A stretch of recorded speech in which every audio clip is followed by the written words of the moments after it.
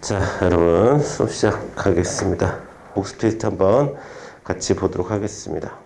자, 1번부터 보도록 하겠습니다. 자, 국가배상법상 공공의 영조물은 지방자치단체가 소유권, 임차권, 그 밖의 권한에 기하여 관리하고 있는 경우는 포함하지만 사실상의 관리를 하고 있는 경우에는 포함하지 않는다. X죠. 소유권, 임차권, 그 밖에 권리를 갖고 있는 것도 물론 포함하지만 사실상의 관리까지도 포함한다가 우리 판례의 입장입니다. 그래서 공공의 영조물이라고 하면 소유 여부 따지지 않는다. 소유 임차 여부 따지지 않고 사실상의 관리까지 관리를 하고 있는지 아닌지를 중심에 두고 판단한다. 2번은 가겠습니다. 2번. 자, 직무집행과 관련해서 공상을 입은 군인이, 자, 이거 순서 중요하죠. 먼저 손해배상을 받은 다음에 그 다음에 자, 일종연금 등의 보훈급여금을 지급 청구하는 경우에는 국가배상을 받았다는 이유로 그 지급을 거부할 수 없다가 판례의 입장입니다. 근데 이게 순서가 바뀌면 또 달라지는 거예요. 그래서 이게 참 좀 수정이 필요한 법인데, 자, 우리가 법을 수정하려면 기본적으로 어디에 근거해야 됩니까? 헌법에 근거해야 되잖아요. 근데 그 박정희 정부 때 헌법까지 굳혀버렸어. 그래가지고 이거는 법상 잘못되었지만 위헌은 아니다라는 판결이 계속 나올 수밖에 없는 거기 때문에 헌법 개정 시에 꼭 손봐야 되는 문제다. 이게 일시적으로 베트남 전쟁이 끝나고 나서 이제 그 손해배상을 요구하는 게 너무 많아서 박정희 정부 때 그렇게 했던 건데 이게 헌법까지 바꾸는 바람에, 유신헌법 때 헌법까지 바꾸는 바람에 이걸 수정하지 못하고 계속해서 와서 문제가 되고 있다. 그래서 우리가 보훈급여금을 받으면 되는 거 아니냐라고 생각하실 수 있겠지만, 손해배상과 상당 부분 차이가 있는 거다. 이거는 일괄적으로 주어지는 것이고, 손해배상은 사건에 따라 달라질 수 있는 것이고, 배상 금액에도 규모에도 차이가 나요. 그래서 손해배상을 아무리 공무원이라 하더라도, 아무리 군인이라 하더라도, 경찰 공무원이라 하더라도, 전투경찰이라 하더라도, 그렇죠? 국가를 위해 좀 희생하는 사람들에 대한 보상을 좀 다방면으로 하는 게 맞는데, 지금 이거는 좀 헌법이 그렇게 돼 있다 보니까 완전히 좀 근본적으로 갇힌 느낌이다. 그래서 법 논리상으로는 좀 이해가 안 되죠. 이거 두 개 다 받게 하거나 아니면 둘 중에 하나 하면 둘 중에 하나 해야 하는 거지.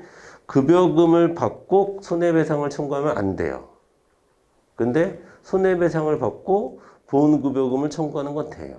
그러니까 이게 좀 이상하다라는 거예요. 아시겠죠? 상식적으로 이해가 되지 않더라도 헌법이 그렇게 돼 있기 때문에 어쩔 수 없었다. 이렇게 여러분이 이해를 하시면 되겠고, 거부할 수 없다가 맞는 거죠. 3번 보겠습니다. 소음 등을 포함한 공해 등의 위험 지역으로 이주하여 거주하는 것이, 자, 피해자가 위험의 존재를 인식했다. 이게 중요하죠. 피해자가 위험의 존재를 인식했어요. 자, 그로 인해서 피해를 용인하면서, 인식 용인, 자, 접근한 것으로 볼 수 있는 경우에는 가해자의 면책이 인정될 수 있다. 맞습니다. 제가 막 기차 지나가는 그 새방에 좀 싸게 들어간다는 것을 알고 갔다고 한다면, 그걸 받아들이고 갔다고 한다면 면책 사유는 가능하다라는 겁니다. 그 다음에 4번 보겠습니다. 공익사업을 위한 토지 등의 취득 및 보상에 관한 법률에 의한 잔여지 수용 청구를 받아들여지지 않는 토지수용위원회의 재결에 대하여 토지 소유자가 불복하여 제기하는 소송은 항고소송에 해당한다라고 했는데, 당사자 소송에 해당하고 정확한 명칭은 보상금 증감 청구 소송으로 다퉈야 하는 겁니다. 아시겠죠? 그리고 피고도 사업 시행자를 피고로 해야 되는 거예요. 사업 시행자를 일방으로 두는 당사자 소송으로 가야 되는 거지. 토지 수용위원회를 상대로 하는 자, 재결 그 자체를 소대상으로 항고소송으로 갈 수는 없다. 아시겠죠? 그래서 4번은 틀린 선지가 되는 거고요. 5번 선지 보도록 하겠습니다. 공익사업을 위한 토지 등의 취득 및 보상에 관한 법률에 의한 보상 합의는 그렇죠. 사경제 이거는 자, 예. 자, 협의 취득을 하는 거죠. 협의 취득을 하는 경우에는 사경제 주체로서의 행하는 사법상 계약의 성질을 갖는다. 여러분 거기다가 협의 취득이라고 써주세요. 협의 취득. 사법 관계입니다. 협의 취득. 6번 갑니다. 헌법재판소는 공용침해로 인한 특별한 손해에 대한 보상 규정이 없는 경우에 관련 보상 규정을 유추 적용하여 보상하려는 경향이 있다. 이렇게 가치 보상에 초점을 두는 것은 대법원의 입장이고 이것을 우리가 무슨 이론이라고 하죠? 경계 이론의 입장입니다. 하지만 헌법재판소는 분리 이론의 입장을 취하고 있고 존속 보장을 중시 여깁니다. 그래서 해설지 보세요. 해설지 세 번째 줄부터 읽겠습니다. 헌법재판소는 공용침해로 인한 특별한 희생에 대한 보상 규정이 없는 경우에 유추 적용하는 것을 주장하는 것이 아니라 이를 위헌으로 보고 국가에게 입법 의무를 부과하고 있다. 빨리 법 만들어라. 이게 헌법재판소의 입장이에요. 법 만들어서 보상을 해주던가 하거나 아니면 보상 규정이 없는 침해 규정을 침해를 하지 말아라. 이렇게 존재 여부를 따지게 되는 것이 헌법재판소의 기본적인 입장입니다. 자, 그래서 6번은 틀린 선지가 되는 거예요. 자, 6번은 헌법재판소를 대법원으로 바꿔주면 맞는 선지가 되겠죠. 네. 자, 7번 보겠습니다. 행정소송에서 법원은 필요하다고 인정되는 때에는 직권으로 증거조사를 할 수 있고 당사자가 주장하지 아니한 사실에 대해서도 판단할 수 있다. 이거를 직권주의 혹은 직권심리주의 이렇게 얘기하는 거예요. 직권주의. 원칙은 당사자주의가 원칙입니다. 당사자주의가 원칙이지만 예외적으로 직권주의 적용하고 있습니다. 행정소송에서. 자, 그 다음에 이제 사지선다 문제로 넘어가 보도록 할게요. 자, 국가배상법 제5조에 관한 설명으로 옳지 않은 것은 자, 1번 영조물의 설치 관리를 맡은 자. 우리 판례에서는 이것을 사무귀속주체라고 부릅니다. 사무귀속주체.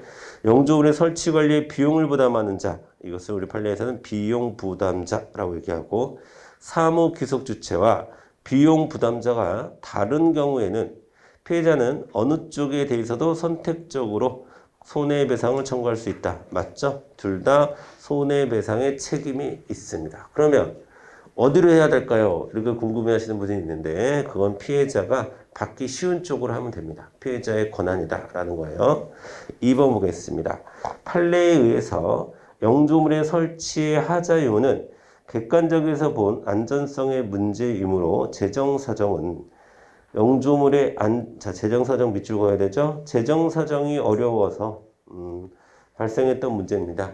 재정사정이 어려워서 서로 상호 모순되는 신호가 들어오는 신호등을 교체하지 못했어요. 돈이 없어서. 이런 이야기는 참작 사유는 될지언정 통상적 안정성을 결정지을 절대적 조건은 되지 못한다. 당연하죠? 3번 보겠습니다. 지방자치단체장이 설치하여 관할 지방경찰청장의 관리 권한이 위임된 교통신호기 고정으로 교통사고가 발생한 경우 국가는 배상 책임을 지지 않는다. 틀렸죠? 국가는 배상 책임을 집니다.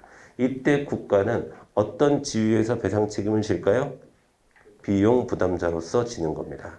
아시겠죠? 국가는 대부분 사무기속주체, 상위행정청의 위치를 점하지만 요 특별한 경우라고 했죠. 지방자치단체장이 사무기속주체가 되는 거고 그 다음에 경찰청은 국가라고 그랬어요. 지방경찰청이든 뭐든 다 국가기구다 라고 말씀을 드렸습니다.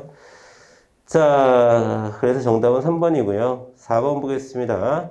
가변 차로에 설치된 두 개의 신호등에서 서로 모순된 신호가 들어오는 오작동이 발생하였고 그 고장이 현재 기술 수준상 부득이하다는 사정만으로 영조물 하자가 면책되는 것은 아니다. 맞아요. 자, 그렇죠. 모순된 신호가 들어오면 진짜 큰일 나죠. 사고랑 직결되는 거기 때문에 2번 보겠습니다. 자, 분리이론과 경계이론은 재산권의 내용, 한계의 설정과 공용 침해를 보다 합리적으로 구분하려는 이론이다 라고 하는데, 자, 여러분 재산권의 내용과 한계의 설정에 미치고 23조 1, 2항의 내용이에요. 1, 2항. 그 다음에 공용 침해, 사망의 내용입니다. 그래서 이 1, 2항과 사망의 관계를 이야기하는 이론이 경계이론, 분리이론 이렇게 보시면 되겠습니다. 그 다음에 2번 보겠습니다. 헌법 23조 제3항에서 보상은 법률로서 하되 정당한 보상을 지급하여야 하고, 맞습니다. 헌법 24조 3항에 정당한 보상이라는 개념이 등장해요. 구체적인 보상액의 산정 기준은 법률이 유보하고 있다. 예, 맞습니다. 법률이 유보하고 있어요. 3번 보겠습니다. 중앙토지수용위원회의 이의제기에 대한 행정소송은 재결서를 받은 날로부터 60일 이내에 제기해야 한다. 그래서 60일 맞죠? 자, 2018년도 12월 31일 날 법이 개정됐다고 그랬어요. 그래서 법이 개정된 날짜를 중심으로 공부를 해주시면 되겠고요. 4번 보겠습니다. 헌법재판소는 헌법 23조 3항의 정당한 보상에 세입자의 이주대책까지 포함한다고 보지 않습니다. 아시겠죠? 세입자의 보상 여부는 입법 재량적 영역이기 때문에 안 됩니다. 아시겠죠? 자, 됐고요. 자, 우리 2번 답지 한번 볼까요? 2번 답진. 2번 답지는 맞는 선지든 틀린 선지든 워낙에 많이 나오는 거라서 한번 보도록 하겠습니다. 자, 이주대책 동그라미.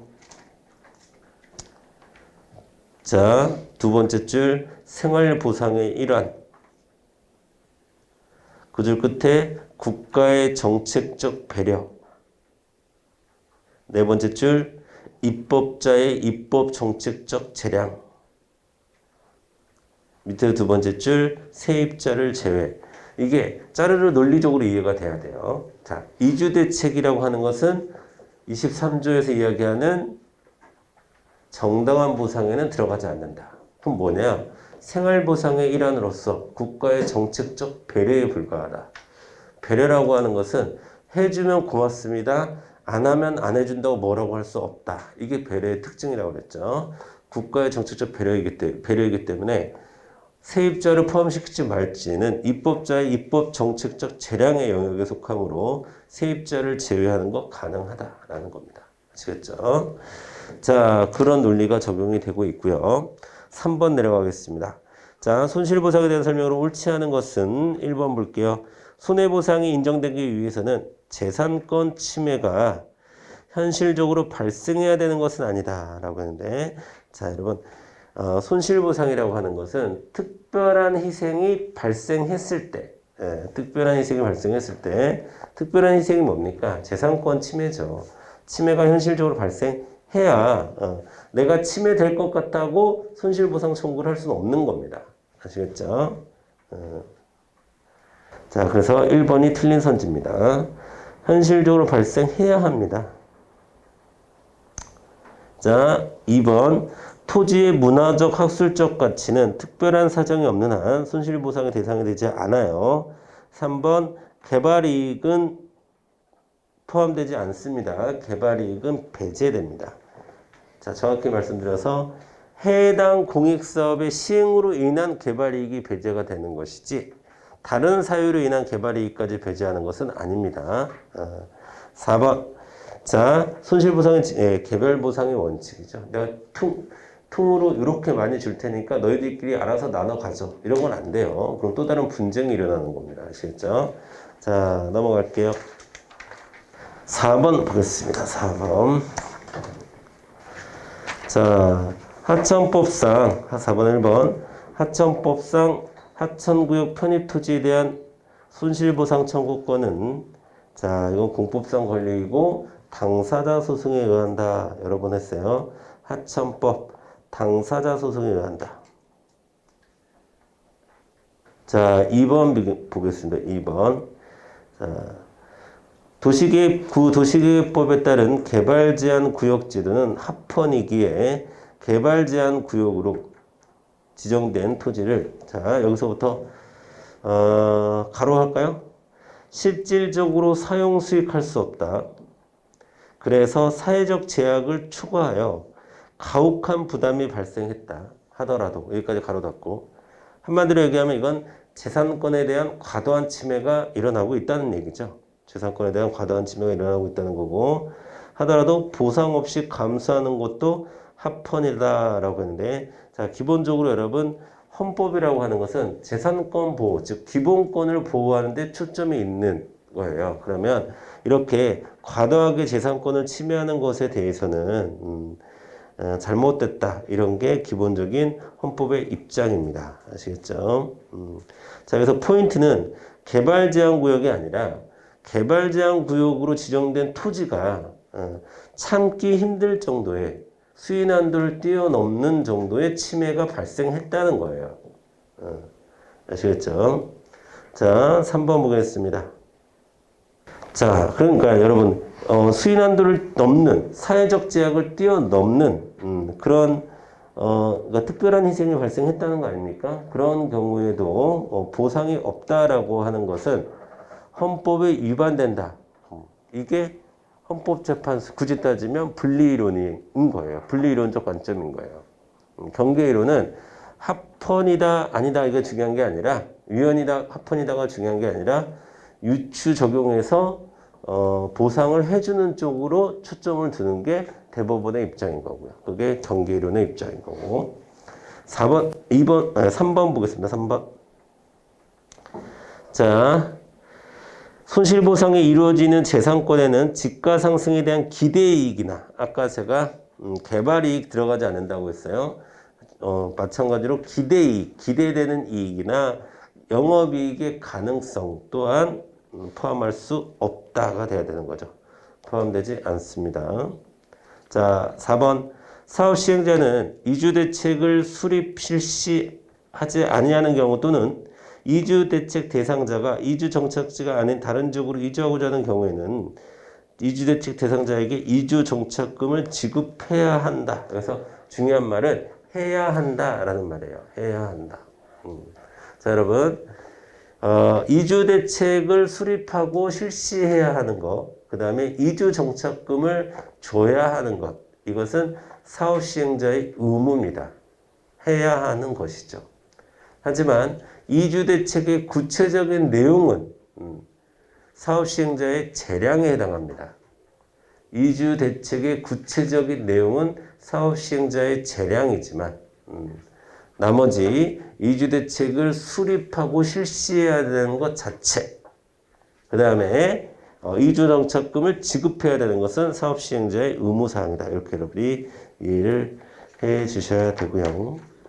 그 다음에 5번 갑니다. 그래서 정답은 4번이고요. 맞는 말은 5번. 5번도 이제 맞는 거 찾는 거네요. 1번 보겠습니다. 사업시행자가 실제로 이주대책을 수립하기 이전에도 이주대책자에게는 구체적인 수분양권이 발생하게 된다라고 했는데 아니죠. 아닙니다. 자, 수분양권은 먼저 자 이주대책 대상자로 선정해 달라고 신청을 먼저 해야 되고요. 신청을 해야 되고 사업시행자가 이를 받아들여서 이주대책 대상자로 확인을 해줘야 돼요. 확인 결정해야만 그때서야 비로소 수분양권이라고 하는 것은 먼저 분양받을 수 있는 권리라고 그랬어요. 먼저 분양받을 수 있는 이런 구체적인 권리가 발생하는 거지 그 지역에 산다고 해서 무조건 자동으로 발생하는 것은 아니다라는 겁니다. 자. 되셨죠? 쉽게 얘기하면 이런 표현이 좀 그럴 수도 있겠지만 사업 시행자가 호구는 아니라는 거예요. 무조건 다 줘야 된다는 건 아닌 거야. 아시겠지? 그 다음에 3번 보겠습니다. 3번.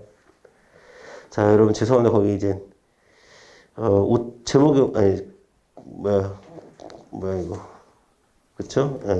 번호에 오타가 났네요. 죄송합니다. 제가 못 바꿨어요. 2번이죠. 2번. 자, 세입자를 자, 세입자를 이주대책 대상자에서 제외하는 것은 세입자의 평등권과 재산권을 침해한다고 보지 않아요.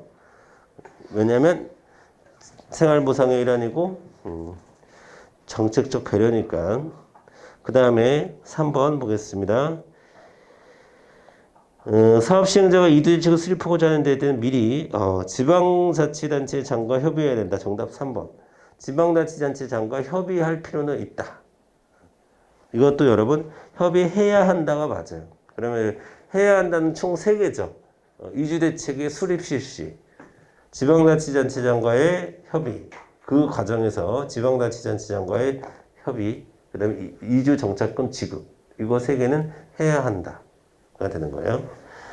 자, 그 다음에 4번. 4번. 자, 뭐야 이거. 내용 결정에 있어서는 재량권을 갖는다. 이렇게 해야 되는 거죠. 구체적인 내용 결정에 있어서는 재량권을 갖는다. 이렇게 정리해 주시면 되겠습니다. 그래서 옳은 말은 3번밖에 없네요. 자, 6번 갑니다. 6번. 자, 행정소송법에 관한 설명을 옳지 않은 것은, 자, 볼게요.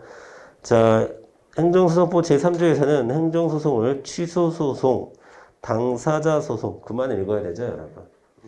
자, 우리 어떻게 외웁니까?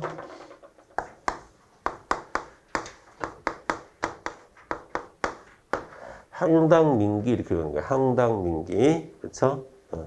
항당민기. 자, 행정소송은 항당민기가 되는 거예요. 이거 2개 주관소송, 이거 2개 객관소송, 그렇죠? 그 다음에 항고소송 안에 3가지가 있는 거죠. 취, 무, 부 이렇게 3가지가 있는 거지.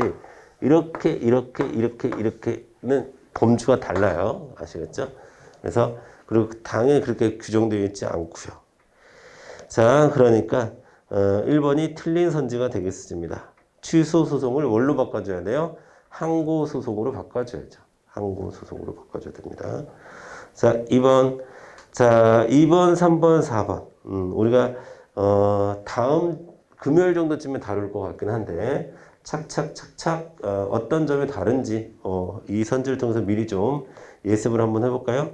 당사자 소송이란 행정청의 처분 등을 원인으로 하는 법률관계에 관한 소송. 자, 여기서 중요한 말이 법률관계에 관한 소송이라는 말이에요. 법률관계에 관한 소송. 자, 그 밖에 공법상의 법률관계에 관한 소송으로 그 법률관계의 한쪽 당사자를 피고로 하는 소송을 말한다라는 겁니다. 여러분, 당사자 소송의 피고는 누굽니까? 당사자 소송의 피고. 행정주체예요. 행정주체. 그래서 행정주체한테 우리가 당사자라는 표현을 쓰는 거예요. 항고소송의 피고는 누구죠? 행정청입니다. 왜 당사자가 아닌 사람이 피고가 됩니까?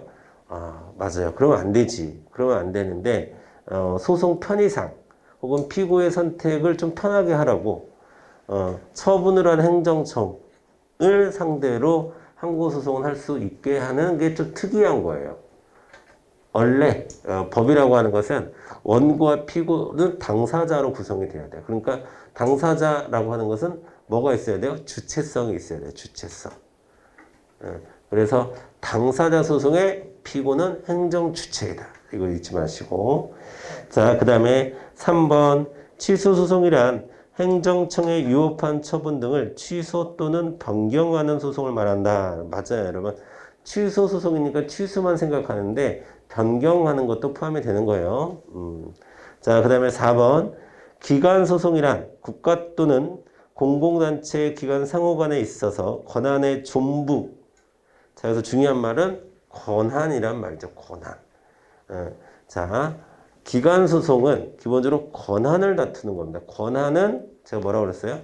행정기관 사이에서 갖고 있는 힘을 우리가 권한이라고 얘기하는 거고, 국민과 국가의 사이에서 발생하는 것은 권리라고 하는 거예요. 국민이 갖는 건 권리, 국가 기관이 갖는 건 권한. 야, 이건 내 권한이니까 신경 쓰지 마. 이럴 때 우리가 권한이라는 표현을 쓰는 거예요. 조직 내부에서. 아시겠죠?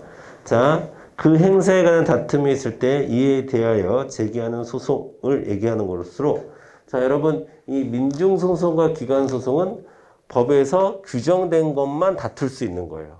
그런 경우에만. 아시겠죠? 이거는. 자, 그 다음에 7번 갑니다. 7번. 자, 1번 보겠습니다. 국가에 대한 납세 의무자가 부가가치세 환급세 지급 청구는 당사자 소송의 절차에 따라야 한다라고 했는데 맞아요. 이건 시험에 많이 나오는 겁니다. 외워주세요. 부가가치세 환급세액의 지급 청구는 자, 이미 세법상 규정되어 있는 법률 관계에 따라 그 법률 관계를 이행해 달라라고 하는 입장에서 하는 거기 때문에 당사자 소송, 어떤 처분에 의해서 권리의무 관계 변화가 발생했다라고 보는 게 아니라 부가가치세는 환급이 결정되면 그것을 지급해 달라라는 얘기입니다. 자, 2번 보겠습니다. 무효선언을 구하는 취소 소송에 있어서는 제소기간이 준수되어야 한다라고 했는데 당연하죠, 여러분.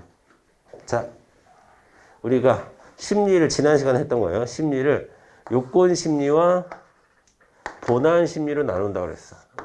자, 무효 소송은 뭐가 더 까다로워요? 본안 소송이 더 까다롭죠. 왜? 중대명백성을 따져야 됩니다. 근데 반면 요건 심리에서는 조금 더 자유롭죠. 행정심판 전치주의도 적용이 안 되고요. 제소기간도 적용이 안 되고 그런 부분이 있어요. 반면에 취소소송은 뭐가 더 까다로워요? 요건심리가 더 까다롭죠. 무효소송과 비교해 봤을 때. 그러면 자, 무효 등 확인을 구하려면 무효를 하든가 그럼 본안에서 꼼꼼하게 따져줄게. 취소소송을 하려면 취소소송을 하든가 그럼 요건에서 꼼꼼하게 따져줄게. 근데 무효선언을 구하는 취소소송을 하면서 이 요건에는 적용받지 않겠다. 라고 이야기하는 것은 자, 요것도 적용받지 않겠다. 요것도 적용받지 않겠다. 라고 하는 얍삽한 행동이다. 그런 거는 봐주지 않는다. 라는 말씀 드렸습니다. 당연히 취소소송, 무효를 구하는 의미의 취소소송이니까 제소기간은 준수돼야 되겠죠. 3번 보겠습니다. 그럼 우리가 사실 2번 같은 선지를 제대로 이해하려면 무효소송에는 제소기간이 적용되지 않는다라는 것 정도는 미리 사전에 알고 있어야지 이게 왜 시험에 나오는지를 파악할 수 있는 거겠죠. 3번 보겠습니다. 지방자치단체장이 제2요구에도 불구하고 지방의회가 조례안을 재의결한 경우 단체장이 지방의회를 상대로 제기하는 소송은 기간소송이다라고 했는데 자, 여러분 3번 맞고요. 기간소송의 가장 대표적인 형태를 이해하시면 되겠습니다. 지방의회와 지방단체장의 갈등. 지방의회와 지방단체장의 갈등이 있을 때 주로 기간소송으로 갑니다. 4번 보겠습니다. 신축 건축 건물의 준공처분을 해서는 아니 된다는 내용의 부작위를 청구하는 행정소송은 예외적으로 허용된다라고 했는데 절대 허용되지 않습니다. 자, 이런 것을 우리가 예방적 부작위 청구 소송이라고 얘기하거든요. 하지 말아주세요 라는 것을 미리 이야기하는 거예요. 행정청은요, 국민들의 권리 구제를 하는데 미리 권한 없는 사람이 해라 마라 이야기하는 것을 제일 싫어합니다. 행정청은. 그렇잖아요. 그렇죠. 행정청이 판단을 할 텐데 미리 부작위를 청구하는 것은 안 된다. 라는 거예요. 이거는 우리가 사전적 구제제도인 민원이나 청문이나 이런 것들하고 완전히 다른 겁니다. 민원이나 청문은 기본적으로 자기 권한이 있는 사람이 얘기하는 거잖아요. 그렇죠? 자, 그 다음에 8번 갑니다. 항고소송의 원고적 극에 대한 판례 입장으로 옳은 것은 자, 골프장 판례 기억하시죠? 골프장 판례는 기존 회원은 C라고 하는 기존 회원은 그 골프장 운영자가 당초 승인을 받을 때 예정 인원을 초과해서 회원 모집 계획서를 냈다고 한다면 그것의 취소를 구할 법률상 이익이 있습니다. 아시겠죠? 자, 이게 골프는 기본적으로 부킹 문화가 있는 거죠. 그리고 부킹 문화가 있다는 얘기는 다른 사람이 골프를 치면 내가 골프를 못 치는 그런 이제 거잖아요. 그렇기 때문에 법률상 이익을 인정했다. 라고 본 거고요. 그 다음에 2번 보겠습니다. 정답은 1번이겠네요. 자, 개발제한구역 중 일부 취락을 개발제한구역에서 해제하는 내용의 도시관리계획의 변경 결정에 대해서 자, 개발제한구역의 해제 대상에서 누락된 토지의 소유자는 위 결정의 취소를 구할 법률상 이익이 없다라고 했는데 이거 배 아픈 거죠. 내 땅은 개발제한구역에서 해제되지 않았는데 사촌의 땅은 개발제한구역에서 해제됐어. 사촌이 개발제한구역에서 해제되면 배가 아프다. 라는 것처럼 내가 거기서 저 사람은 왜 개발제한구역에서 해제된 거죠? 그거를 내가 따질 수는 없다는 거예요. 아시겠죠? 자, 그렇게 따져봐야 그 사람이 개발제한구역으로 묶인 건데 그건 내 권리의무 관계랑 어떤 관계도 없잖아요. 기분이 좋고 나쁘고의 문제지. 자, 그 다음에 3번 보겠습니다. 처분의 직접 상대방이 아닌 경우에는 처분의 근거 법률에 의하여 보호되는 법률상 이익이 있는 경우에도 말이 안 되는 거예요, 여러분. 원고적격이 있냐 없냐의 기준은 법률상 이익입니다. 네, 법률상 다른 건 다 제껴두고라도 법률상 이익이 있는 경우에도 원고적격이 인정될 수 없다는 말은 김씨인데 이름이 김으로 시작하는데 김씨가 아닙니다. 이런 거랑 비슷한 거예요. 말이 안 되는 말이에요. 이런 거는 자체가. 자, 그 다음에 4번 보겠습니다. 재단법인 수녀원은 쾌적한 환경을 생활할 수 있는 환경사 이익을 침해받는다면 매립 목적을 택시조선 시설 용지로 변경하는 내용의 공유 수면 매립 목적 변경 승인 처분에 무효하기를 구할 원고적격이 있다 그랬는데 없어요. 없습니다. 자, 여러분, 이건 두 가지 의미가 있습니다. 첫 번째 의미는 수녀는 이제 사람으로 보지 않는다라는 게 있고, 그러니까 사람이 아니기 때문에 쾌적한 환경에서 살아갈 수 있는 권리를 요구할 수는 없다라는 측면이 하나가 있고요. 두 번째로는 이런 게 이제 단체 소송이거든요. 단체 소송. 자, 개인의 권리 의무 관계의 변화는 개인이 따져야 되는 거지 단체가 나서서 따질 수는 없는 거예요.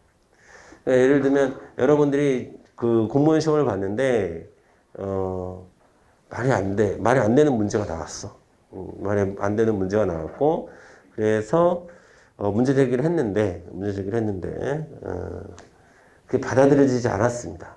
근데 희한하게 공신의료에서 시험을 보러 100명이 갔는데 공신의료 학원에서 100명이 갔는데 100명 다 틀린 답을 그러니까 원래 정답인데 이것도 정답이 될 수 있는데 그 답을 다 2번, 3번이 복수 정답이야.